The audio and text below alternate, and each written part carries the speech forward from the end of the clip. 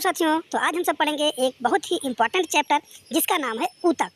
इसमें हम सब पढ़ेंगे थ्योरी, कॉन्सेप्ट और फैक्ट को। इसके बाद हम सब इसके आंतरिक अभ्यास के जितने भी प्रश्नोत्तर हैं उनको देखेंगे और अंत में हम सब पढ़ेंगे एनसीईआरटी के 54 एमसीक्यू मल्टीपल चॉइस क्वेश्चन को भी हम सब देखने वाले हैं। ये वीडियो आप लोगों के लिए बहुत इंपॉर्टेंट होने वाला है, तो इसको आप लोग शुरू से लेकर के अंत तक देखिएगा। वीडियो थोड़ा लंबा होगा, लेकिन आप लोगों को इस चैप्टर से जितने भी डाउट है वो सभी क्लियर हो जाएंगे। तो चलिए वीडियो को स्टार्ट करते हैं। सभी जीवित प्राणी और पौधे कोशिकाओं से मिलकर बने होते हैं। एक कोश की जीवों में सभी कार्य जैसे गति करना, भोजन ग्रहण करना, गैसीय विनिमय करना, उत्सर्जन करना एक ही कोशिका के द्वारा संपन्न होते हैं। उदाहरण के लिए अमीबा। इसके विपरीत बहुकोशिकीय जीवों में लाखों प्रकार की कोशिकाएं होती हैं जो विशिष्ट कार्य करने के लिए विशेषीकृत होती हैं। बहुकोशिकीय जीवों में श्रम का विभाजन होता है। बहुकोशिकीय जीवों में कोशिकाएं विशिष्ट कार्यों के लिए समूहों में संगठित होती हैं, जिसे श्रम विभाजन कहते हैं। अर्थात बहुकोशिकीय जीवों में प्रत्येक कार्य के लिए अलग अलग कोशिकाएं जिम्मेदार होती हैं। उदाहरण के लिए मनुष्यों में साथियों जैसे पेशी कोशिकाएं फैलने और सिकुड़ने से गति उत्पन्न करती हैं। तंत्रिका कोशिकाएं संदेशों को एक स्थान से दूसरे स्थान तक ले जाती हैं। इसी तरह से रक्त कोशिकाएं ऑक्सीजन, भोजन, हार्मोन और अपशिष्ट पदार्थों का परिवहन करती हैं। इसके साथ साथ हम देखेंगे अगर पौधों में, तो पौधों में साथियों वाहक नलिकाएं जो होती हैं वो भोजन और पानी को पौधे के विभिन्न भागों में ले जाती हैं। अगर साथियों हम ऊतक की परिभाषा देखें, तो ऊतक की परिभाषा के अनुसार कोशिकाओं का वह समूह जो आकृति में समान हो, उत्पत्ति समान हो और एक विशिष्ट कार्य को मिलकर पूरा करते हो, उसे ऊतक कहते हैं। अर्थात कोशिकाओं के समूह को हम सब ऊतक कहते हैं। ऊतक कोशिकाओं का एक संगठित समूह होता है जो एक विशेष कार्य को अति दक्षता के साथ करता है। शरीर के अंदर ऐसी कोशिकाएं जो एक तरह के कार्य को संपन्न करने में दक्ष होती हैं, सदैव एक समूह में होती हैं जो ऊतक का निर्माण करती हैं। आगे देखेंगे तो ये ऊतक एक विशिष्ट क्रम में व्यवस्थित होता है ताकि कार्य को अत्यधिक प्रभावी ढंग से किया जा सके। ऊतक के अगर हम उदाहरण देखें तो आपको आगे मैं ऊतक के उदाहरण दिखाऊंगा। इसमें आ जाता है आपका रक्त। यह भी एक प्रकार का ऊतक है जो ऑक्सीजन और पोषक तत्वों का परिवहन करता है। इसी तरह से फ्लोएम भी एक प्रकार का ऊतक है जो पौधों में भोजन का परिवहन करता है। अगर हम पेशी ऊतक की बात करें तो ये गति के लिए जिम्मेदार होता है। अगर हम पौधे और जंतुओं के ऊतकों में अंतर जानना चाहें तो अब हम उसके अंतर को भी देखते हैं। तो साथियों जो दोनों ऊतक में अंतर होता है वो हम यहाँ पर देखेंगे। तो पौधे की ऊतक हम सबसे पहले देखेंगे कि पौधे के ऊतक क्या होते हैं। तो पौधे के ऊतक में सबसे नंबर एक बात है कि उनमें स्थिरता होती है। ठीक है, तो पौधे गतिहीन होते हैं और उन्हें सीधा खड़ा रहने के लिए सहारा चाहिए, इसीलिए उनके पास सहारा देने वाले ऊतक अधिक मात्रा में होते हैं जो प्रायः मृत कोशिकाओं से बने होते हैं। अगर हम वृद्धि के लिए देखें तो पौधों में वृद्धि कुछ विशेष क्षेत्रों तक सीमित होती है जो जीवन भर कोशिका विभाजन करते रहते हैं। अगर हम वर्गीकरण करें तो विभाजन क्षमता के अनुसार ऊतक दो प्रकार के होते हैं। जो ऊतक होते हैं ये साथियों दो प्रकार के होते हैं। तो कौन कौन से हैं पहले उसको देखते हैं। नंबर एक आ जाता है हमारा विभज्य ऊतक। विभज्य माने होता है विभाजित करना। ठीक है, इसको याद रखना। तो कोशिका विभाजन के लिए जिम्मेदार होता है। ठीक है, विभज्य ऊतक क्या करता है कि कोशिका विभाजन के लिए जिम्मेदार होता है। दूसरा आता है हमारा स्थायी ऊतक। विशिष्ट कार्यों के लिए विशेषीकृत होता है, यानी जो विशेष कार्य होते हैं उसके लिए ये बना होता है। इसमें आ जाता है हमारा फ्लोएम और जाइलम। ये दो ऊतक आपको याद रखना है। आगे अगर हम जंतु ऊतक की बात करें तो जो हमारा जंतु ऊतक है इसमें क्या होते हैं कि इसमें गतिशीलता होती है। जंतु ऊतक में गतिशीलता होती है। जंतु भोजन, साथी और आश्रय की तलाश में गति करते हैं, इसके लिए उनके ऊतक जीवित होते हैं और अधिक ऊर्जा का उपयोग करते हैं। अगर वृद्धि देखें तो जंतुओं में कोशिका वृद्धि पूरे शरीर में एक समान होती है।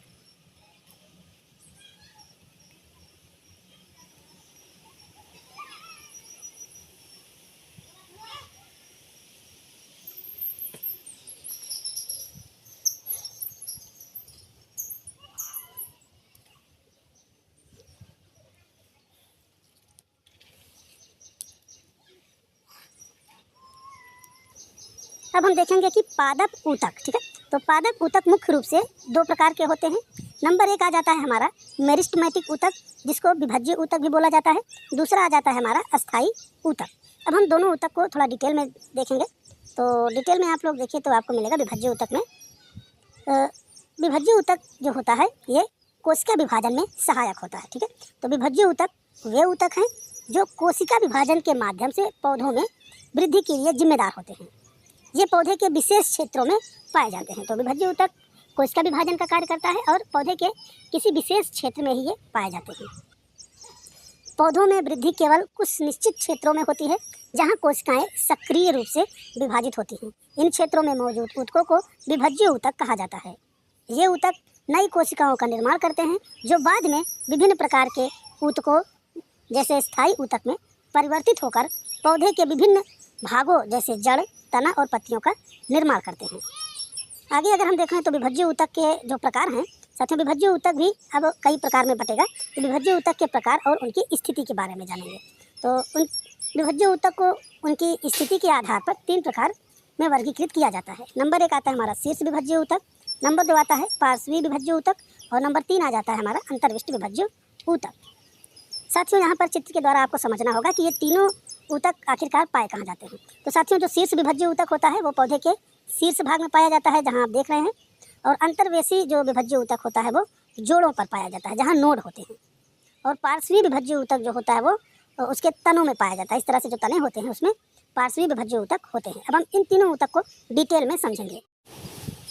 शीर्षस्थ विभज्य ऊतक, ये ऊतक जड़ों और तनों के सिरों यानी कि शीर्ष पर पाए जाते हैं। ये पौधों की लंबाई में वृद्धि के लिए जिम्मेदार होते हैं। उदाहरण के लिए प्याज की जड़ में वृद्धि शीर्षस्थ विभज्य ऊतक के कारण ही होती है।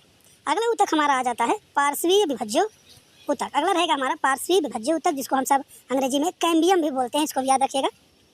ये ऊतक तने और जड़ों की परिधि यानी कि उसकी चौड़ाई में वृद्धि करने के लिए जिम्मेदार होते हैं। यह द्वितीयक वृद्धि का कारण बनता है जो पौधों को मोटा और मजबूत बनाता है। उदाहरण के लिए वृक्षों के तनों में कैम्बियम के कारण साल दर साल मोटाई बढ़ती रहती है। अगला हमारा जो ऊतक आएगा वो है अंतर्विष्ट विभज्य ऊतक। ये ऊतक कुछ पौधों में पर्व संधियों यानी कि नोड्स के पास पाए जाते हैं। ये पौधों के पर्व यानी इंटर नोड्स की लंबाई बढ़ाने में मदद करते हैं। उदाहरण के लिए अगर देखें तो घास जैसे पौधों में यह ऊतक पाया जाता है और पर्व संधियों के पास तेजी से वृद्धि करता है। अगर पर्व संधि की बात करें हम सब तो पर्व संधि वह स्थान होता है जहाँ तने या शाखा पर पत्तियाँ, कलिकाएँ और पर्व शाखाएँ उत्पन्न होती हैं। अब हम देखेंगे विभज्य ऊतक की जो कोशिकाएं होती हैं उसकी क्या विशेषता होती है। तो विभज्य ऊतक की कोशिकाएं अत्यधिक सक्रियशील होती हैं और इनमें निम्नलिखित विशेषताएं पाई जाती हैं। नंबर 1 है बहुत अधिक कोशिका द्रव्य का होना। तो विभज्य ऊतक की कोशिकाएं अत्यधिक कोशिका द्रव्य वाली होती हैं। इनमें कोशिका द्रव्य अत्यधिक मात्रा में पाया जाता है जो कोशिका की जैविक गतिविधियों को संचालित करता है। दूसरा इसमें है पतली कोशिका भित्ति। पतली कोशिका भित्ति कोशिका विभाजन को आसान बनाता है क्योंकि मोटी जो भित्ति होती है वो कोशिका विभाजन में बाधा डालती है।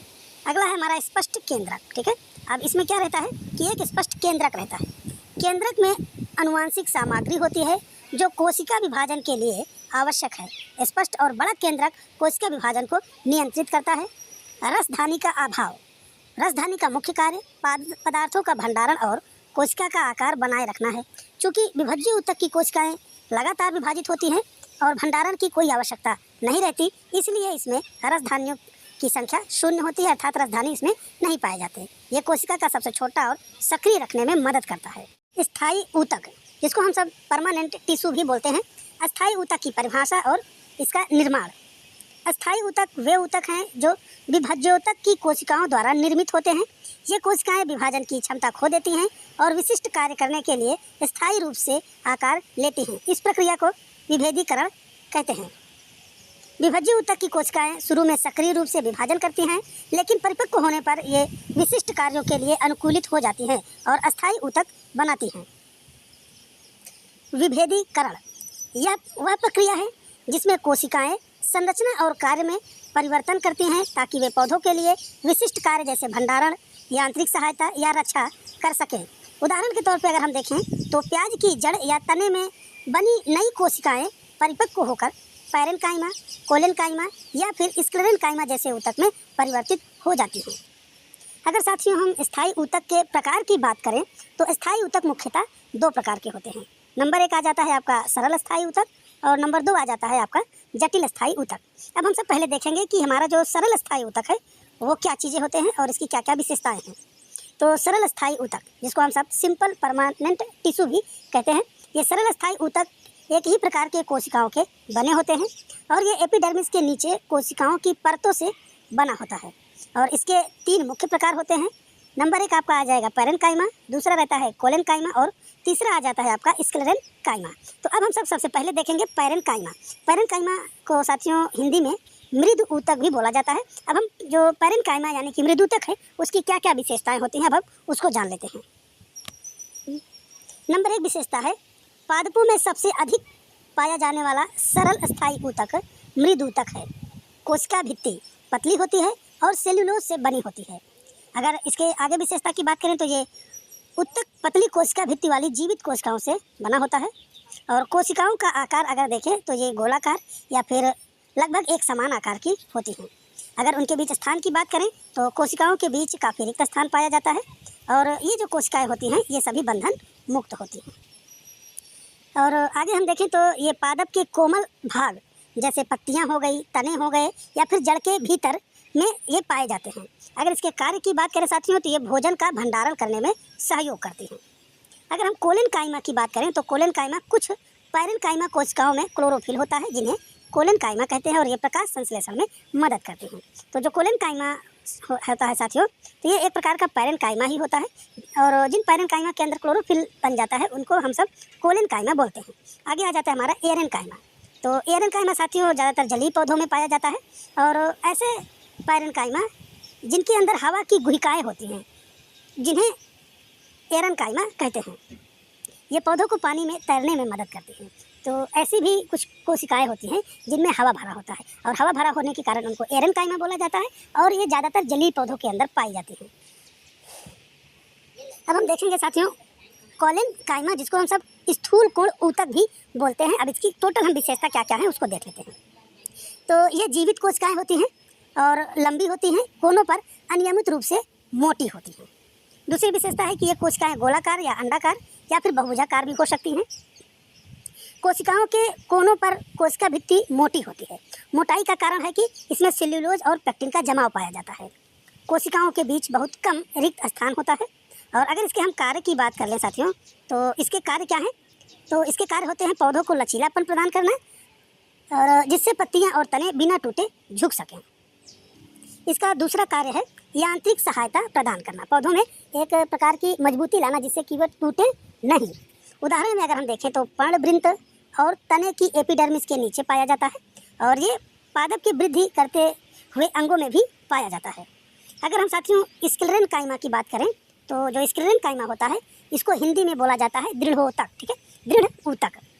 और इसकी क्या विशेषताएं हैं? तो ये कोशिकाएं लंबी होती हैं, पतली और संकरी होती हैं और किनारों पर ये नुकीली होती हैं और इनकी जो कोशिकाएं होती हैं वो मृत कोशिकाएं होती हैं जिसके कारण ये बहुत मोटी हो जाती हैं। मोटाई होने के पीछे का कारण है कि इसमें लिग्निन बहुत अधिक मात्रा में पाया जाता है और कोशिका भित्ति पर लिग्निन नामक पदार्थ का अधिक जमाव होता है। इसीलिए कोशिका भित्ति मोटी व समान मोटाई की होती है। कोशिकाओं के भीतर कोई आंतरिक स्थान नहीं होता। प्रौढ़ अवस्था में कोशिकाओं में कोई भी जीव द्रव्य भी उपस्थित नहीं होता क्योंकि ये सभी कोशिकाएं मृत कोशिकाओं के अंतर्गत आती हैं। अगर साथियों हम इसके कार्य की बात करें तो इसका कार्य होता है पौधों को कठोरता प्रदान करना और इसके साथ साथ उसको मजबूती भी प्रदान करते हैं। उदाहरण में अगर हम देखें तो जो नारियल का ऊपर वाला छिलका होता है रेशेदार, वो स्क्लेरेनकाइमा से ही बना होता है और तनों में जो संवहन बंडल होता है उसके पास पत्तियों की सिराओं में भी ये पाया जाता है। बीज और फलों के कठोर छिलकों में भी ये पाया जाता है। तो इन जगहों पर स्क्लेरेनकाइमा पाया जाता है, इसको आप लोग याद रखिएगा साथियों। अब हम देखेंगे साथियों एपिडर्मिस, जिसको हम सब बाहरी सुरक्षात्मक परत भी बोलते हैं। एपिडर्मिस वास्तव में संरक्षण ऊतक के अंतर्गत आता है और जो कभी कभी सरल अस्थायी ऊतक की उप श्रेणी भी मानी जाती है। एपिडर्मिस जो होता है ये पौधों की सबसे बाहरी परत होती है जो प्रायः एकल कोशिकीय से बनी होती है, यानी एक कोशिकीय से बनी हुई होती है और रक्षा करने का कार्य करती है। और इसकी जो कोशिकाएं होती हैं साथियों वो चपटी होती हैं और उनके बीच में किसी भी प्रकार का कोई खाली स्थान नहीं पाया जाता। और इसकी जो बाह्य और पार्श्व भित्तियाँ होती हैं वो आंतरिक भित्तियों से मोटी पाई जाती हैं। और शुष्क क्षेत्रों में जो एपिडर्मिस होती है वो मोटी होती है और मोटे होने के कारण ये जल के नुकसान को रोकती है। और इनके जो सतह होते हैं उस पर मोम जैसी एक जल अवरोधक परत होती है जिसको हम सब क्यूटिन बोलते हैं, ठीक है। तो क्यूटिन की एक जल अवरोधक परत भी उसमें पाई जाती है जो जल हानि और यांत्रिक चोट और इसके साथ साथ परजीवी कवक से भी पौधों की रक्षा करती है। अगर हम इसके कार्य की बात करें साथियों तो एपिडर्मिस के जो कार्य होते हैं वो होते हैं पौधे के सभी भागों की रक्षा करना, उसके साथ साथ जल हानि को कम करना, परजीवी कवक और यांत्रिक आघात से पौधों की सुरक्षा प्रदान करना। और जो जड़ें होती हैं उस पर एपिडर्मल कोशिकाओं में बाल जैसे कुछ प्रवर्धन होते हैं, कुछ बाल जैसी आकार के कुछ छोटे छोटे जड़ें होती हैं जो जड़ों में पानी और पोषक तत्वों के अवशोषक के सतह स्तर को बढ़ाती हैं और पानी सोखने की क्षमता को भी ये बढ़ा देती है। साथियों जो मरुस्थलीय पौधे होते हैं उसमें एपिडर्मिस पर क्यूटिन की एक मोटी परत पाई जाती है और ये परत जो होती है ये जल के वाष्पीकरण को रोकती है और पौधों को भी शुष्क परिस्थिति में जीवित रहने में मदद करती है।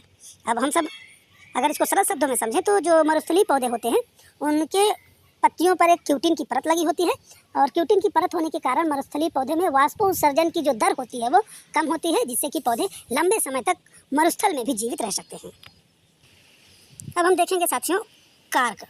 कार्क जो है ये द्वितीयक सुरक्षात्मक ऊतक होता है। पुराने वृक्षों में द्वितीयक विभज्य ऊतक द्वारा कार्क बनता है जिसमें मृत कोशिकाएं होती हैं।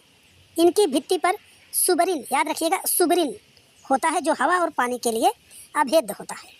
कार्क की कोशिकाएं मृत होती हैं और बिना अंतराकेशीय स्थान के व्यवस्थित होती हैं। सुबरिन की परत कार्क को जल और हवा के लिए अभेद्य बनाती है। स्टोमेटा और रक्षी कोशिकाएं जिसको हम सब अंग्रेजी में गार्ड सेल भी बोलते हैं और पत्तियों की एपिडर्मिस में छोटे छोटे छिद्र होते हैं जिन्हें स्टोमेटा कहते हैं। इन्हें बिक के आकार की रक्षी कोशिकाएं घेरे रखती है। स्टोमेटा छोटे छिद्र होते हैं जो गैसों के आदान प्रदान और वाष्पोत्सर्जन के लिए जिम्मेदार होते हैं। रक्षी कोशिकाएं स्टोमेटा को खोलने और बंद करने का नियंत्रण रखती हैं। अभी हम देखेंगे स्टोमेटा के कार्य। अब स्टोमेटा के कार्य को अगर हम देखें तो इसका कार्य होता है गैस का आदान प्रदान करना, प्रकाश संश्लेषण के लिए कार्बन डाइऑक्साइड और इसके साथ साथ कार्बन डाइऑक्साइड का अवशोषण और ऑक्सीजन का उत्सर्जन करना, ये इनका कार्य होता है। इसके साथ अगर और देखें तो वाष्पोत्सर्जन करना भी इनका कार्य होता है। तो पानी के वाष्प के रूप में निष्कासन जो पौधों के तापमान को नियंत्रित करता है और पोषक तत्वों के परिवहन में भी मदद करता है। अब अगर हम वाष्पोत्सर्जन के कार्य देखें तो साथियों वाष्पोत्सर्जन के कुछ कार्य होते हैं, बहुत इंपॉर्टेंट आपको याद रखना है कि पानी के वाष्प के रूप में निकलना वाष्पोत्सर्जन कहलाता है और पौधे वाष्पोत्सर्जन के द्वारा ही अपने तापमान को नियंत्रित करते हैं। पोषक तत्वों और खनिजों का जड़ से पत्तियों तक परिवहन करने में वाष्पोत्सर्जन का बहुत बड़ा योगदान होता है। पौधे के अंदर जल का संतुलन बनाए रखना भी वाष्पोत्सर्जन के कारण ही होता है। अब हम देखेंगे जटिल स्थायी ऊतक को। तो जटिल स्थायी ऊतक क्या होता है इसको हम सब देख लेते हैं। तो जटिल स्थायी ऊतक वे ऊतक हैं जो एक से अधिक प्रकार की कोशिकाओं से मिलकर के बने होते हैं और एक विशेष कार्य को करते हैं। और जटिल स्थायी ऊतक दो प्रकार का होता है, एक हो जाएगा आपका जाइलम, दूसरा हो जाएगा फ्लोएम। और अब विशेषता ये है कि ये संवहन ऊतक कहलाते हैं और संवहन बंडल बनाते हैं जो पौधों को स्थलीय वातावरण में जीवित करने में मदद करते हैं। अगर इसके महत्व की बात करें साथियों तो ये पानी, खनिज और भोजन का संवहन करते हैं, साथ ही पौधे को सहारा भी प्रदान करते हैं। अब इसमें हम सब देखेंगे जाइलम। जो जाइलम होता है साथियों ये पौधों में पानी और खनिज लवणों को जड़ से पत्तियों तक ले जाने का कार्य करता है। तो जाइलम क्या कार्य करता है? जल को और खनिज लवण इन दोनों चीज़ों को जड़ से पत्तियों तक ले जाने का काम करता है। अब हम सब देखेंगे संवहन बंडल जिसको अंग्रेजी में वैस्कुलर बंडल भी बोलते हैं।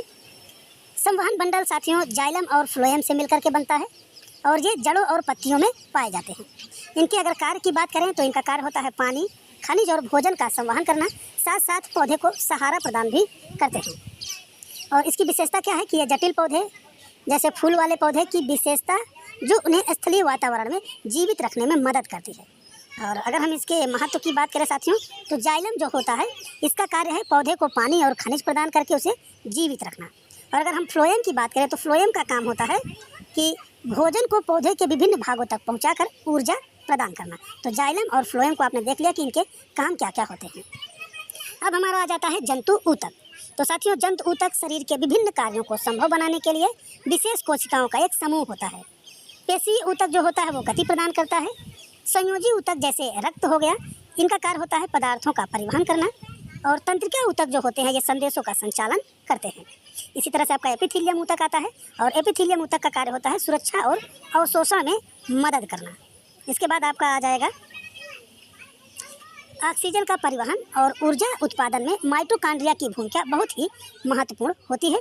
ये सभी ऊतक मिलकर शरीर के विभिन्न कार्य प्रणालियों में अपना सहयोग देते हैं। अब हम इसमें जो अलग अलग ऊतक हैं उसको थोड़ा डिटेल में जानते हैं। तो थोड़ा डिटेल में जानने के लिए हम सबसे पहले देखेंगे हमारा जो पेशीय ऊतक है। तो पेशीय कोशिकाएं जो होती हैं ये शरीर के अंगों को गति प्रदान करने के लिए उपयोगी होती हैं। कोशिकाएं फैलने और सिकुड़ने की क्षमता रखती हैं, जिससे शरीर के अंग जैसे छाती सांस लेते समय गति करती है। जब हम सांस लेते हैं तो छाती का फैलना और सिकुड़ना पेशीय कोशिकाओं के कारण ही संभव हो पाता है। ये कोशिकाएं विशेष प्रकार की होती हैं जिन्हें पेशीय ऊतक कहा जाता है। पेशीय ऊतक में रेशे होते हैं जो संकुचन और प्रसारण के द्वारा अंगों को हिलाने डुलाने में मदद करती हैं। उदाहरण के तौर पर अगर देखें तो सांस लेते समय डायफ्राम और पसलियों के बीच की जो मांसपेशियां होती हैं वो काम करती हैं, जिससे फेफड़े फैलते और सिकुड़ते हैं। अब हम सब देखेंगे ऑक्सीजन का महत्व क्या होता है और उसका परिवहन किस प्रकार से किया जाता है। तो सांस लेने में हम सब ऑक्सीजन का उपयोग करते हैं, और ऑक्सीजन जो है वो फेफड़ों के द्वारा अवशोषित होता है और रक्त के माध्यम से शरीर के सभी कोशिकाओं तक पहुंचता है। कोशिकाओं को ऑक्सीजन की आवश्यकता इसलिए होती है क्योंकि यह माइटोकॉन्ड्रिया में ऊर्जा उत्पादन के लिए बहुत ही जरूरी होता है। और माइटोकॉन्ड्रिया कोशिका का पावर हाउस कहा जाता है, जो भोजन यानी कि ग्लूकोज और ऑक्सीजन का उपयोग करके एटीपी यानी ऊर्जा का अणु बनाता है। यह ऊर्जा कोशिकाओं के विभिन्न कार्य जैसे वृद्धि होना, मरम्मत करना, गति के लिए उपयोगी होते हैं। अब आ जाता है हमारा रक्त के कार्य। तो रक्त साथियों ऑक्सीजन और पोषक तत्वों को सभी कोशिकाओं तक पहुंचाने का काम करता है। इसके साथ ये कोशिकाओं से अपशिष्ट पदार्थ जैसे कार्बन डाइऑक्साइड और यूरिया को भी एकत्र करता है। अपशिष्ट पदार्थों को यकृत, जिसको हम सब लीवर बोलते हैं, और विक्क, जिसको हम सब किडनी बोलते हैं, तक ले जाया जाता है, जहां वे उत्सर्जन प्रक्रिया के द्वारा शरीर से बाहर निकाल दिए जाते हैं। अगर हम संयोजी ऊतक के रूप में रक्त को देखें तो रक्त को संयोजी ऊतक भी माना जाता है, क्योंकि यह विभिन्न कोशिकाओं और अंगों को जोड़ने का काम करता है। इसमें जो लाल रक्त कोशिकाएं होती हैं वो ऑक्सीजन को ले जाने के लिए उपयोग में लाई जाती हैं। इसके साथ साथ जो श्वेत रक्त कोशिकाएं होती हैं वो रोगों से लड़ने के लिए, और प्लाज्मा जो होता है वो पदार्थ को घोल कर ले जाने के लिए शामिल होता है। अगर जंतु ऊतक के हम प्रकार की बात करें साथियों, तो जंतु ऊतक वैसे तो 4 प्रकार के होते हैं। पहला आता है आपका एपिथीलियमी ऊतक, दूसरा आ जाएगा आपका संयोजी ऊतक, तीसरा आएगा आपका पेशीय ऊतक, और चौथा आता है आपका तंत्रिका ऊतक। तो हम सब पहले पढ़ेंगे हमारा जो एपिथीलियम ऊतक है इसको। एपिथीलियमी ऊतक को हम सब उपकला ऊतक भी बोलते हैं। एपिथीलियमी ऊतक जंतु शरीर के विभिन्न हिस्सों को ढकने, सुरक्षा प्रदान करने और पदार्थों के आदान प्रदान में महत्वपूर्ण भूमिका निभाते हैं। और एपिथीलियमी ऊतक शरीर की सतह जैसे त्वचा और आंतरिक अंगों जैसे फेफड़े, आहार नली को ढकने का भी कार्य करते हैं।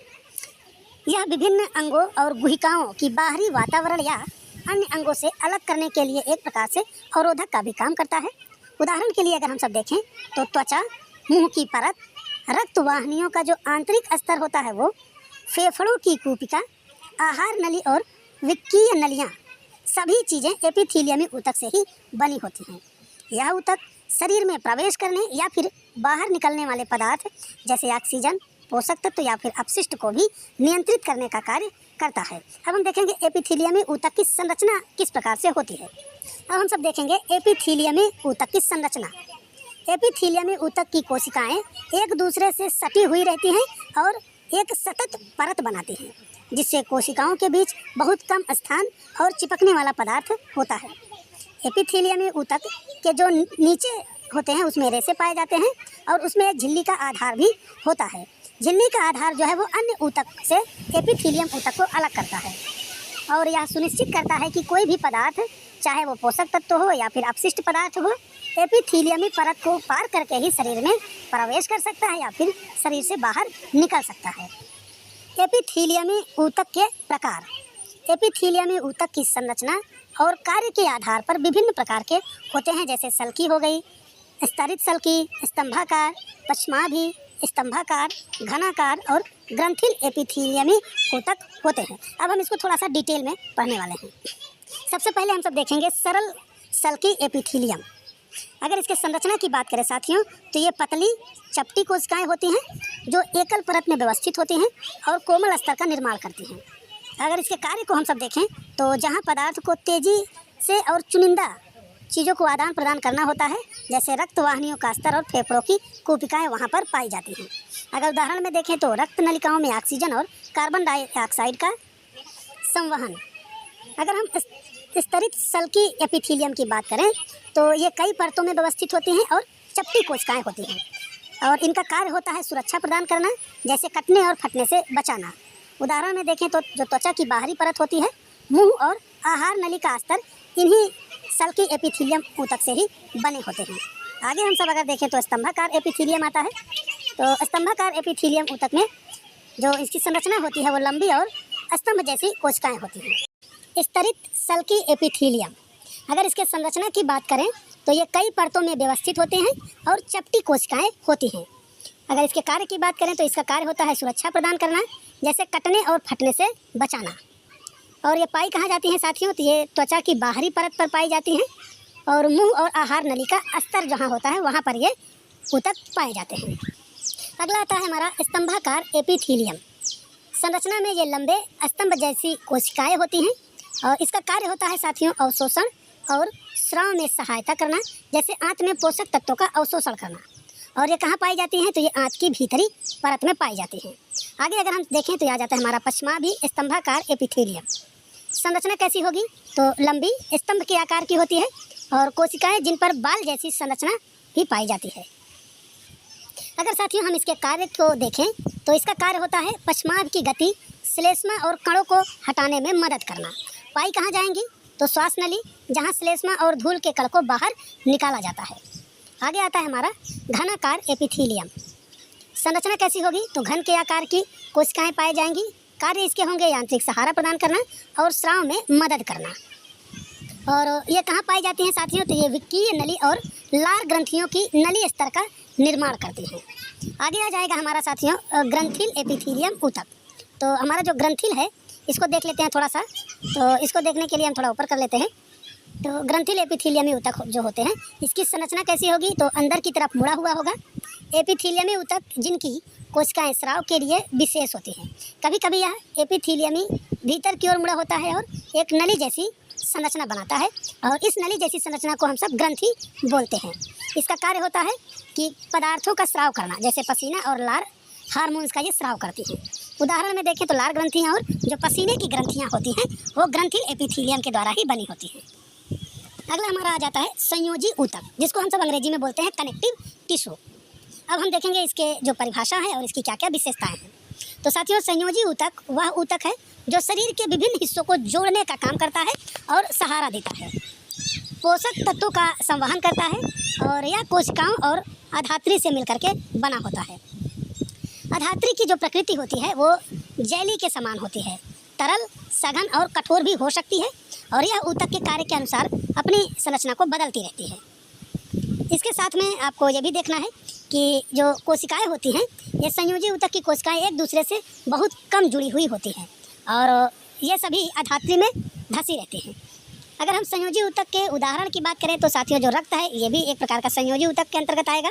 आपका अस्थि, उपास्थि, स्नायु, कंडरा, एरियोलर ऊतक और वसामय ऊतक, ये सभी चीज़ें जो है वो संयोजी ऊतक के अंतर्गत आती हैं। हमारा जो अगला पॉइंट आएगा वो हो जाता है रक्त, जिसको हम सब ब्लड भी बोलते हैं। तो रक्त एक तरल संयोजी ऊतक है जिसकी अधात्री को हम सब प्लाज्मा कहते हैं। प्लाज्मा क्या है, तो प्लाज्मा रक्त का तरल अधात्री भाग है जिसमें लाल रक्त कणिकाएँ, श्वेत रक्त कणिकाएँ, प्लेटलेट्स, प्रोटीन, नमक और हार्मोन्स उपस्थित होते हैं। रक्त के द्वारा गैस जैसे ऑक्सीजन और कार्बन डाइऑक्साइड, पचे हुए भोजन, हार्मोन और उत्सर्जी पदार्थों का शरीर में एक स्थान से दूसरे स्थान तक संवहन किया जाता है। रक्त में मौजूद WBC रोगों से बचाव और प्लेटलेट्स रक्त का थक्का बनाने में सहायता करता है। रक्त की कोशिकाएं प्लाज्मा में निलंबित होती हैं। अगला हमारा संयोजी ऊतक आता है अस्थि, जिसको हम सब बोन बोलते हैं। अस्थि एक कठोर संयोजी ऊतक है जो शरीर को संरचनात्मक ढांचा और सहारा प्रदान करता है। संरचना की अगर बात करें तो अस्थि कोशिकाएं कठोर अधात्री में धसी होती हैं जो कैल्शियम और फास्फोरस के द्वारा बनी होती हैं। अगर इसके हम कार्य की बात कर लें तो अस्थि का जो पहला कार्य है वो होता है शरीर को आकार और मजबूती प्रदान करना और मांसपेशियों और मुख्य अंगों को सहारा देना। इसके साथ साथ अस्थि मज्जा में रक्त कोशिकाओं का निर्माण करना। इसकी विशेषता क्या है? तो अस्थि की कठोरता इसे मजबूत बनाती है जो शरीर के वजन को सहन करने और आंतरिक अंगों की सुरक्षा के लिए आवश्यक होता है। अब आगे हमारा आ जाएगा स्नायु। स्नायु को साथियों हम सब अस्थि बंधन तंतु भी बोलते हैं या फिर इसको अगर अंग्रेजी में बोलेंगे तो लिगामेंट बोलते हैं। स्नायु एक लचीला और मजबूत संयोजी ऊतक होता है जो दो अस्थियों को आपस में जोड़ने का काम करता है। याद रखिएगा, दो अस्थियों को जोड़ने का काम कौन करेगा? लिगामेंट करेगा। ठीक है। अगर इसके संरचना की बात करें तो इसमें अधात्री की मात्रा बहुत कम होती है और यह रेशेदार और लचीला होता है। अगर साथियों इसके कार्य की हम बात करें तो इसका कार्य होता है अस्थियों को जोड़कर जोड़ों की गति को नियंत्रित करना। इसके साथ साथ जोड़ों को स्थिरता प्रदान करना। इसकी विशेषता क्या है? तो इसकी विशेषता है स्नायु का लचीलापन और मजबूती, जोड़ों को गति प्रदान करने के साथ साथ उन्हें टूटने से बचाना। अगला पॉइंट हमारा आ जाता है साथियों कंडरा। अब आप देखिएगा कंडरा क्या है? तो कंडरा जिसको हम सब टेंडन बोलते हैं, कंडरा एक मजबूत और सीमित लचीलेपन वाला रेशेदार संयोजी ऊतक होता है जो अस्थियों को मांसपेशियों से जोड़ने का काम करता है। तो कंडरा क्या काम करता है? अस्थियों को मांसपेशियों से जोड़ने का काम करता है। इसकी संरचना अगर देखें तो ये रेशेदार ऊतक से बना होता है जिसमें अधात्री की मात्रा बहुत कम होती है। इसमें मुख्य रूप से अगर बात करें तो कोलेजन रेशे पाए जाते हैं। इसमें कौन से रेशे पाए जाएंगे? तो वो होते हैं कोलेजन रेशे। अगर इसके कार्य की बात करें हम तो इसका कार्य होता है मांसपेशियों से उत्पन्न बल को हड्डी तक पहुंचाना ताकि गति संभव हो और शारीरिक गतिविधियों में सहायता करना। अगर इसके विशेषता की बात करें तो इसकी विशेषता होती है कंडरा की सीमित लचीलापन इसे मजबूत बनाता है जिससे यह मांसपेशियों के खिंचाव को सहन कर सकता है। अगर साथियों हम उपास्थि की बात करें जिसको अंग्रेजी में कार्टिलेज बोला जाता है, तो ये उपास्थि एक लचीला संयोजी ऊतक है जिसमें कोशिकाओं के बीच पर्याप्त स्थान होता है। संरचना कैसी होगी? तो ठोस अधात्री प्रोटीन और शर्करा से बनी होती है। तो उपास्थि किसकी बनी होगी? तो उपास्थि साथियों बनी होती है प्रोटीन और शर्करा से। इनके कार्य क्या होते हैं? तो इनके कार्य होते हैं अस्थियों को जोड़ना और जोड़ों को चिकना बना करके घर्षण को कम करना। यानी अस्थि के जोड़ों के बीच में ये होते हैं और जोड़ों को चिकना रखते हैं जिससे घर्षण कम हो। ये पाए कहाँ जाएंगे? तो नाक में, कान में, गले में, श्वास नली में और अधिक लचीलापन प्रदान करने वाले स्थानों में। विशेषता क्या है? तो उपास्थि लचीली होती है जिसे मोड़ा जा सकता है जैसे कान की उपास्थि, लेकिन अस्थि की तरह कठोर नहीं होती। आगे हमारा आ जाता है एरियोलर संयोजी ऊतक। यह एक ढीला संयोजी ऊतक है जो त्वचा और मांसपेशियों के बीच में जो खाली स्थान होता है उसको भरने का काम करता है। ये पाए कहाँ जाते हैं? तो ये पाए जाते हैं रक्त नलिकाओं के चारों तरफ, नसों में और अस्थि मज्जा में। ये इन्हीं जगहों में पाए जाते हैं। इनके कार्य क्या होते हैं? तो अंगों के बीच खाली जगह को भरना, आंतरिक अंगों को सहारा देना, ऊतकों की मरम्मत में सहायता करना। और इसकी विशेषता होती है कि ये ऊतक लचीला और ढीला होता है जो इसे विभिन्न अंगों को जोड़ने और सहारा देने में सक्षम बनाता है। ये यहाँ पर आप लोग चित्र में देख सकते हैं, यहाँ पर आपको सारे रेशे देखने को मिल जाएंगे। अगला ऊतक हमारा आएगा साथियों वसामय ऊतक। वसामय ऊतक वह संयोजी ऊतक है जो वसा का संग्रह करता है। यानी जो वसामय ऊतक है इसका काम होता है वसा को संग्रह करना। संरचना कैसी होगी? तो कोशिकाएं वसा की गोलिकाओं से भरी होती हैं और ये त्वचा के नीचे आंतरिक अंगों के बीच में पाया जाता है। अगर इसके हम कार्य को देख लें तो इसका कार्य होता है वसा का संग्रह करना और ऊर्जा भंडारण करना। वसा के कारण ये ऊष्मीय कुचालक के रूप में कार्य करती हैं जो शरीर को ठंड से बचाती हैं। अगला हमारा ऊतक आता है हृदय पेशी। हृदय पेशियाँ अनैच्छिक पेशियाँ होती हैं जो केवल हृदय में पाई जाती हैं। ये जीवन भर लयबद्ध संकुचन और प्रसार करती हैं। संरचना की बात करें तो कोशिकाएं बेलनाकार शाखाओं वाली और एक केंद्रीय होती हैं। इनमें हल्की धारियाँ दिखाई देती हैं जो इन्हें रेखित पेशियों से मिलती जुलती बनाती हैं, लेकिन ये अनैच्छिक होती हैं। पाए कहाँ जाएंगे? तो ये पाए जाते हैं केवल हृदय की दीवारों में। इनके कार्य क्या हैं? तो कार्य हैं इसके हृदय का लयबद्ध संकुचन और प्रसार, जो रक्त को पूरे शरीर में पंप करता है, और ये जीवन भर निरंतर कार्य करती रहती हैं। अगर इसके विशेषता की बात करें तो आप लोग इसकी विशेषता देखिए, तो इसकी विशेषता है इनका लयबद्ध संकुचन हृदय की धड़कन को बनाए रखता है। शाखाओं वाली संरचना कोशिकाओं को आपस में जोड़ती है, जिससे संकुचन समन्वित होता है। ये स्वायत्ता तंत्रिका तंत्र द्वारा नियंत्रित होते हैं, और रेखित पेशियां शक्तिशाली और तेज संकुचन के लिए उपयुक्त होती हैं। चिकनी पेशियां धीमी और लयबद्ध गति के लिए उपयुक्त होती हैं। अब आगे हमारा आ जाएगा तंत्रिका ऊतक, जिसको हम सब नर्वस टिश्यू बोलते हैं। तो यह शरीर का एक विशेष प्रकार का ऊतक होता है, जो उत्तेजनाओं को ग्रहण करने, संचालित करने और प्रतिक्रिया देने में महत्वपूर्ण भूमिका निभाता है। यह मस्तिष्क, मेरुरज्जु और तंत्रिकाओं का निर्माण करता है। तंत्रिका ऊतक की विशेषताएं। पहली विशेषता है कि उत्तेजना के प्रति संवेदनशीलता। तंत्रिका ऊतक की कोशिकाएं अत्यधिक संवेदनशील होती हैं।